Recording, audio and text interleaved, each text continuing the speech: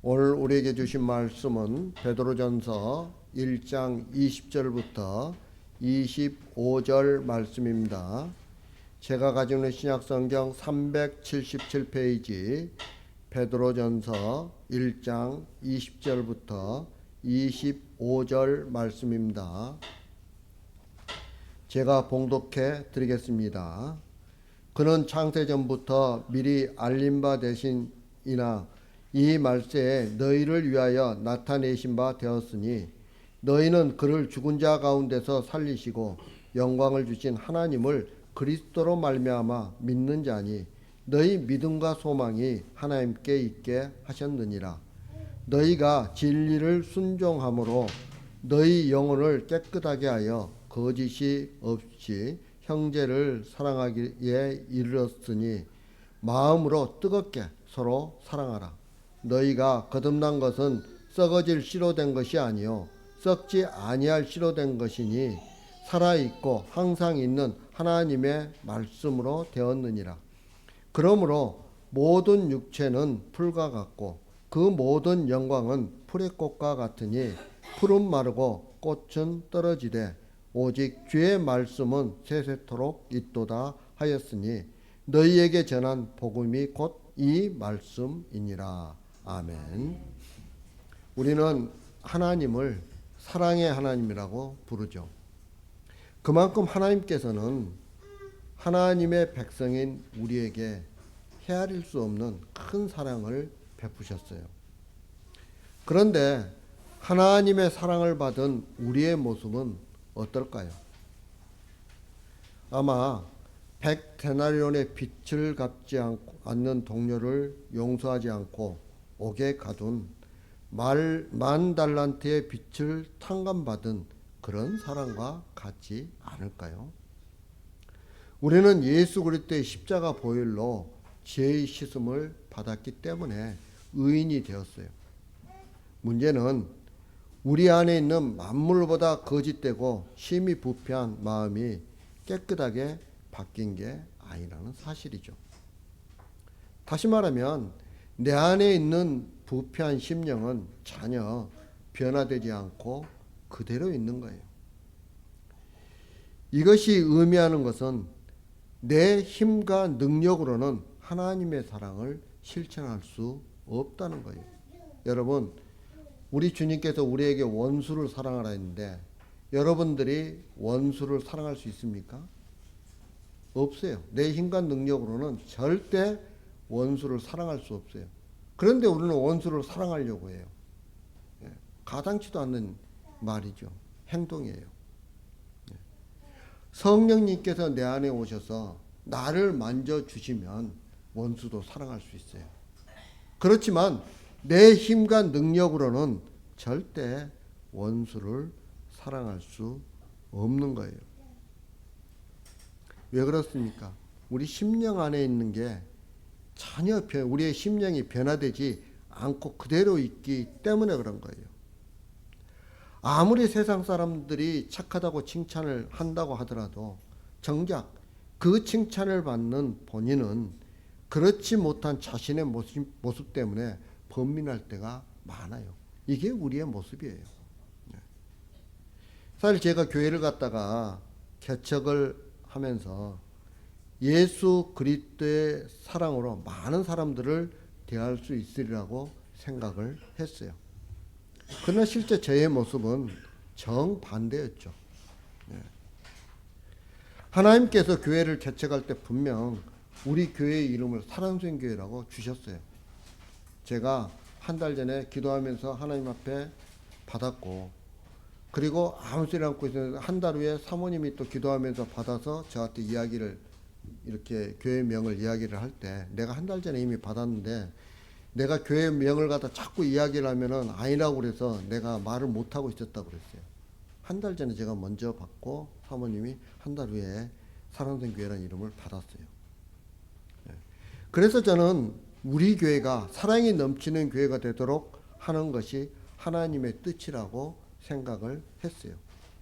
그런데 여러분, 이게 얼마나 큰 착각이었는지 몰라요. 하나님께서는 교회를 개척한 이후에 제가 얼마나 사랑이 없는 사람인지를 적나라하게 보여주셨어요. 예. 너무 많은 경험을 했어요. 너무 많은 경험을. 그러면서 깨달은 한 가지 사실은 우리 힘으로는 조그만 사랑도 제대로 나눌 수 없다는 거예요. 그러니까 교회가 성령님이 교회를 주장하지 않고 예수님이 교회의 머리가 되지 않으면 절대 교회에서 사랑이 넘칠 수가 없어요. 예. 오늘날 한국교회가 이 정치의 소용돌이 속에 참 중심에 자리 잡고 있는데 그들의 모습을 보면서 여러분들 사랑을 느낍니까? 그들에게 나오는 그 이야기 속에서 예수님의 사랑을 느낍니까? 우리는 못 느껴요. 예. 입으로는 성령님이 우리를 주장한다고 하지만은 실제로 그들의 삶 가운데 성령님이 어떻게 주장하는지는 저는 잘 모르겠어요. 그러나 분명한 것은 성령님께서 우리를 주장하지 않는다고 한다면 고린도전서 13장에 나오는 그 사랑을 우리는 절대 실천할 수 없어요. 절대. 물론 사람들 앞에서 가식적으로 얼마 정도는 할 수 있을 수 있어요. 그러나 꾸준히 그걸 실천하면서 살아갈 수는 없는 거예요. 따라서 우리가 성령 충만한 상태에서 드러나는 우리의 모습, 다시 말하면 하나님 사랑, 이웃 사랑을 실천하는 그 모습이 바로 예수 그리스도의 모습이에요. 여러분, 예수님은요, 성령님과 항상 함께 하셨어요. 그러면서 하나님의 말씀에 순종했고 아버지 하나님을 너무너무 사랑하셨어요. 예. 그걸 우리들에게 보여줬어요. 그래서 그 예수 그리스도의 모습을 드러내며 살아가는 게 뭐예요? 그게 바로 하나님 사랑, 이웃 사랑이에요. 그것은 성령님이 우리와 함께 할 때만 가능한 거고 이 땅에서 우리가 성전되어 살아갈 때만 가능해요. 왜 그렇습니까? 성령님이 내 안에 계실 때 우리가 성전되어 살아가잖아요. 우리 교회의 머리가 예수님이 될 때에만 하나님 사랑, 이웃 사랑이 가능한 거예요. 그 외에는 불가능해요. 예. 여러분, 이런 것들을 우리가 생각하면서 오늘 말씀이 우리에게 주는 교훈이 무엇인지 우리가 한번 알아보도록 하겠습니다. 여러분, 먼저 21절 말씀입니다. 21절 말씀 다 같이 시작.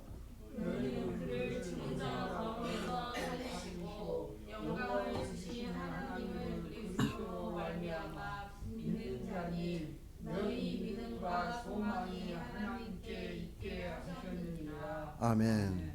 성도가 거룩한 삶을 살아야 하는 이유는 하나님을 그리스도로 말미암아 믿는 자이기 때문에 그래요.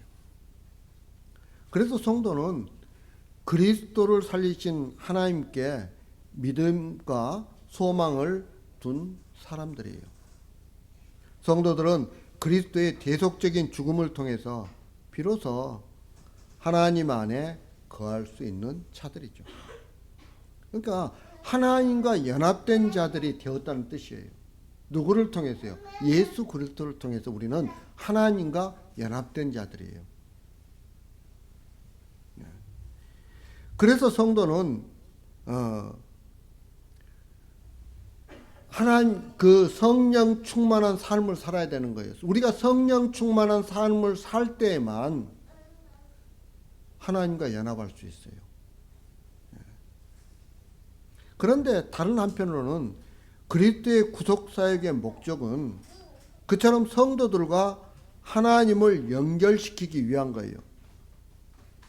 그러므로 하나님과 연합된 성도들은 이제 하나님 안에서 신실한 자들이 되어야 하는 거죠.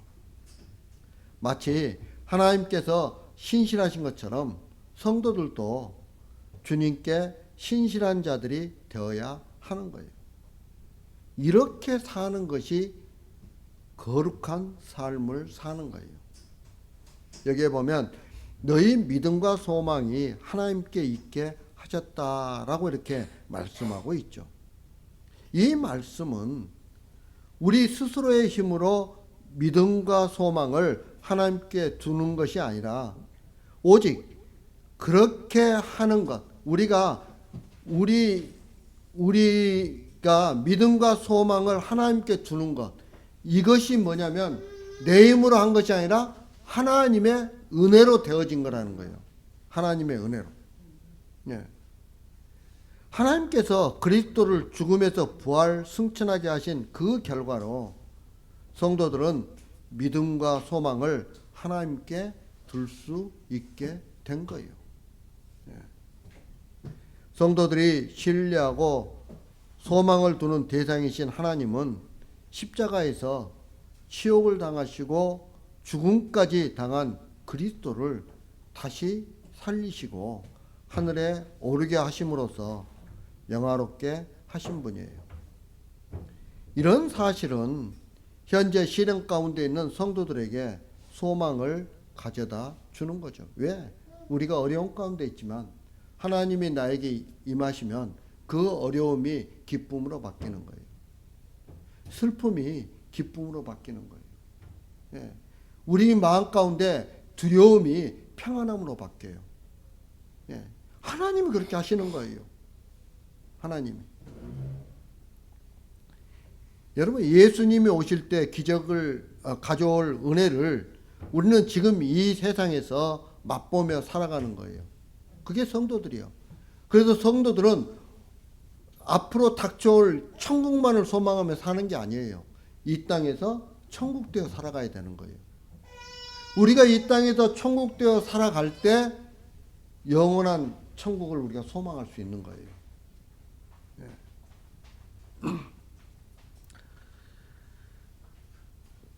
그래서 믿음과 소망이 하나님께 있게 하셨다는 내용이 바로 그것을 말해주고 있어요.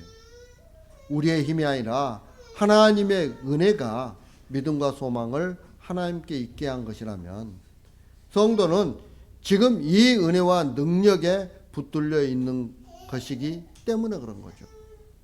그래서 성도에게 있어서 현재는 고난과 시련만 있는 세월이 아니라 하나님의 능력에 의해서 그리스도의 길로 이끌림을 받으며 살아가는 거예요. 내 안에 계신 성령님께 우리가 나를 갖다가 내어 맡길 때 우리는 바로 그리스도의 길로 이끌림 받아가는 거예요. 때문에 우리는 이미 은혜 안에서 산다고 말할 수 있는 거죠. 하나님의 은혜는 이렇게 자기 백성을 보호하고 이끌어가면서 장차 주어질 은혜의 부여함으로 우리를 인도해 가는 거예요. 그래서 성도는 고난과 시련 속에서도 하나님의 은혜를 누리며 살다가 그 은혜의 부여함에 이르게 되는 거죠. 이런 이유 때문에 성도를 주어진 환경이나 여건에 상관없이 복되다고 일컫는 거예요. 그래서 여러분, 우리가 예수 그리스도를 믿는 그리스도인들은 복된 자들이에요. 하나님의 복을 받은 자들이에요. 예.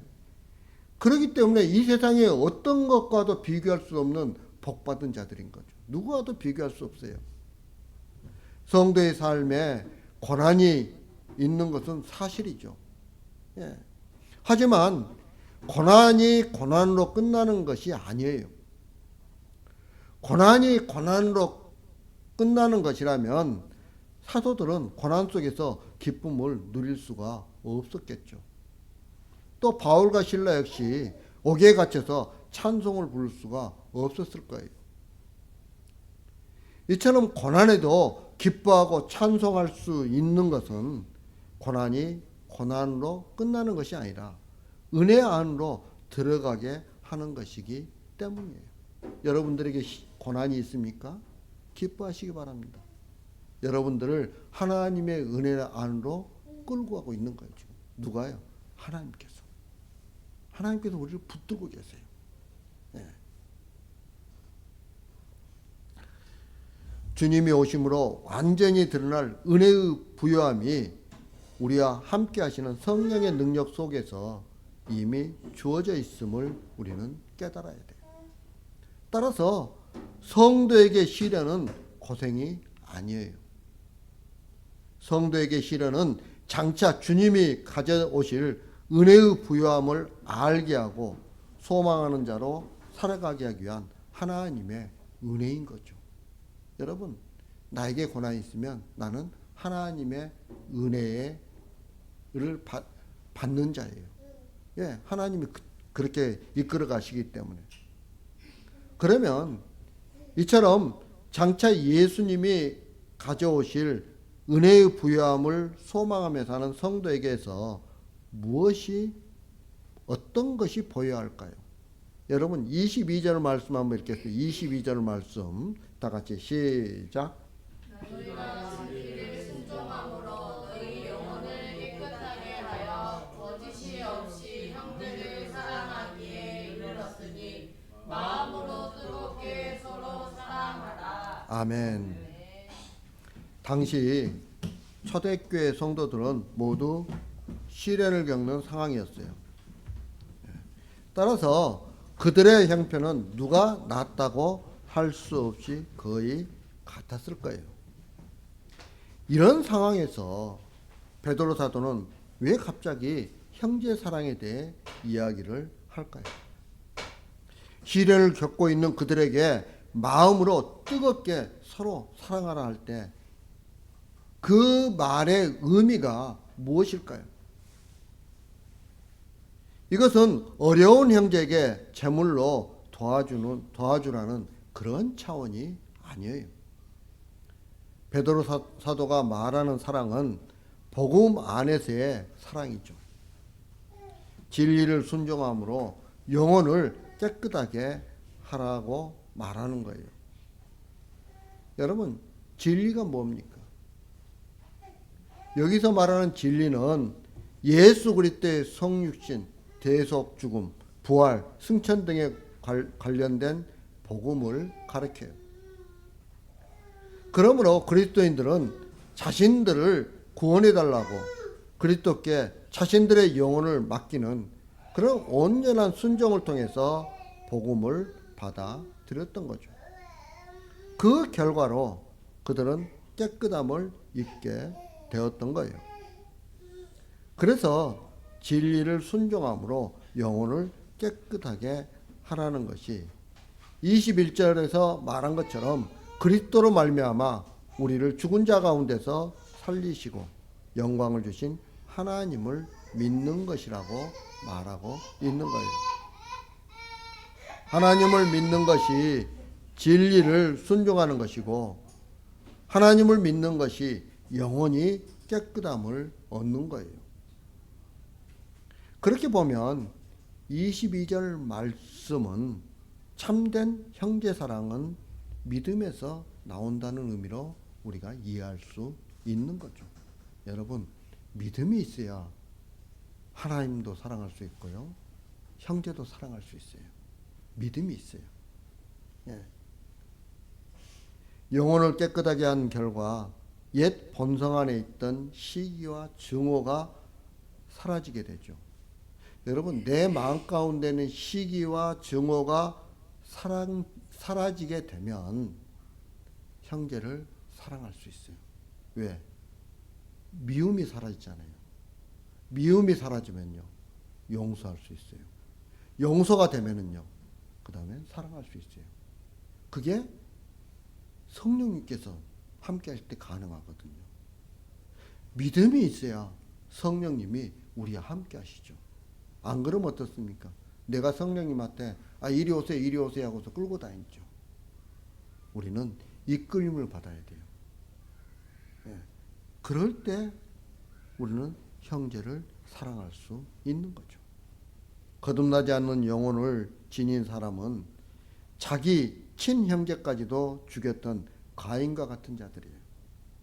하지만 거듭나서 그 영혼이 깨끗해진 사람은 인정과 신분이 다른 사람까지 그리스도 안에서 하나 되게 되는 거죠.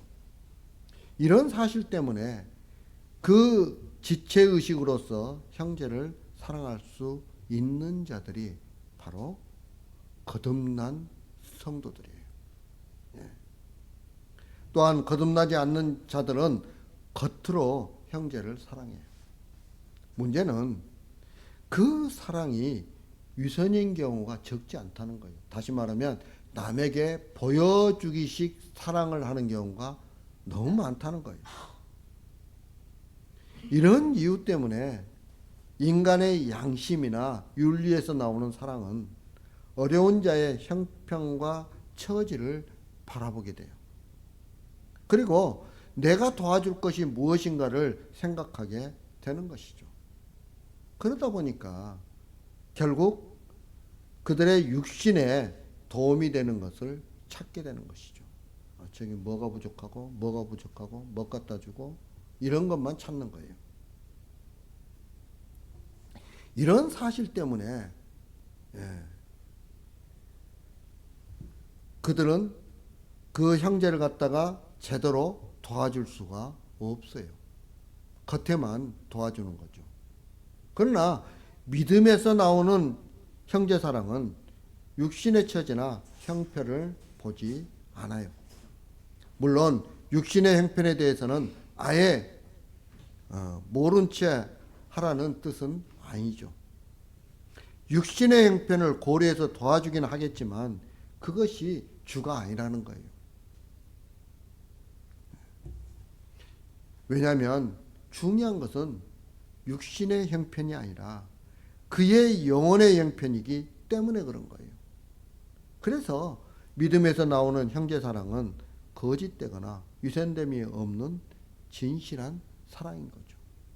여러분, 형제를 정말 사랑하잖아요. 영혼을 사랑하면 복음을 전할 수밖에 없어요. 그런데 저는 부족해요. 여러분들이 고백하지만 정말 부족해요. 그런데 하나님 앞에 그 사랑을 달라고 우리는 기도해야 되는 거죠. 자, 그러면서 23절, 24절 말씀입니다. 23절, 24절 말씀 다 같이 시작. 너희가 거듭난 것은 썩을 것이로 된 것이 아니요 썩지 아니하시로 된 것이니 살아있고 항상 있는 하나님의 말씀으로 되었느니라. 그러므로 모든 육체는 풀과 같고 그 모든 영혼은 풀의 꽃과 같으니 풀은 마르고 꽃은 떨어지되. 아멘. 베드로 사도는 죄인에게 역사하여 중생의 기적을 만들어내는 하나님의 말씀이 썩지 아니할 시로서 언제나 살아있고 언제나 존재하는 것이라고 진술하고 있죠. 그런데 여러분, 여기에서 이 씨라는 헬라어 단어는 그 씨 자체를 이야기하는 것이 아니라 그 씨를 뿌리는 것을 나타내는 단어예요. 따라서 썩지 아니할 씨 뿌림은 우리 복음의 메시지를 선포하는 걸 의미하는 거예요. 여러분, 야고보서 1장 18절에서 이렇게 말씀해요. 그가 자기의 뜻을 따라 진리의 말씀으로 우리를 낳으셨느니라. 이 쉬운 성경은 이렇게 번역하고 있습니다. 하나님께서는 진리의 말씀을 통하여 우리에게 생명을 주셨습니다. 여러분, 말씀을 통해서, 복음을 통해서 생명을 주시는 거예요. 그런데 말씀을 접하지 못하면요, 그 복음 생명으로 나아갈 수 없는 거죠. 여러분, 말씀의 생명력과 운동력은 죽어있는 영혼을 살릴 수 있어요. 또한 인간의 영혼 안에 하나님에 대한 사랑의 마음을 태동시켜서 움직이게 할 수 있는 거예요. 원죄로 인해 죽었던 본성과 죄에 굴복하던 이전의 마음과는 전혀 다른 차원의 생명을 잉태할 수 있도록 하는 것이 바로 살아 움직이는 하나님의 말씀이에요. 복음이에요, 복음. 그런데 베드로 사도는 이사야서 40장 6절에서 8절을 인용하여 모든 육체는 풀과 같다고 말하고 있죠. 여러분, 여기서 말하는 이 육체는 죄에 물든 죄인이라는 의미보다는 전지전능하신 하나님에 비해서 유한한, 무기력한 그런 존재로서의 인간을 의미해요. 여러분, 우리 인간이 하나님과 비교하면 하나님은 무한하신 분이지만 우리는 어떻게 해요? 유한한 자들이잖아요. 비교가 안 되는 거죠. 비교가. 그걸 의미하는 거예요. 그들은 이 세상에서 한때 풀의 꽃처럼 화사하고 아름다운 그런 영광을 뽐낼 수 있었을지는 모르지만 환난과 심판의 때가 되면 그 화려했던 영광은 자취도 없이 사라지고 마는 거죠. 여기서 우리가 생각해 보아야 할 것이 있죠.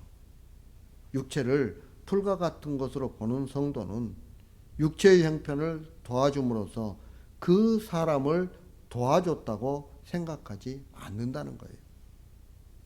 육체는 풀과 같은 것으로 보면서 오직 하나님의 말씀만 영원하다는 것을 믿는 성도라면 형제와 함께 영원한 것을 나누려고 하겠죠. 그게 뭐예요? 바로 복음이에요. 그리고 그것을 나누는 것이 바로 사랑이라고 말하는 거예요. 결국 베드로 사도가 시련 속에 있는 성도들에게 뜨겁게 서로 사랑하라고 말하는 것은 시련과 고난 속에서도 소망을 하나님께 둘 수 있도록 서로 도와주라라는 그런 의미라고 우리는 생각할 수 있는 거죠. 이것이 복음을 향한 마음으로 뜨겁게 서로 사랑하는 거예요. 성도인 우리에게 이런 사랑이 있어야 하는 거죠. 하지만 이런 사랑은 내가 마음 먹었다고 해서 되어지는 것이 아니에요. 나도 그런 사랑 해야지 한다고 해서 되는 게 아니에요. 육체를 돕는 것은 마음만 먹으면 얼마든지 가능해요. 나에게 물질이 있고 그러면 내가 저 사람 좀 도와줘야지 하면 내가 얼마 띄워서 주는 건 내가 마음만 먹으면 언제든지 가능해요.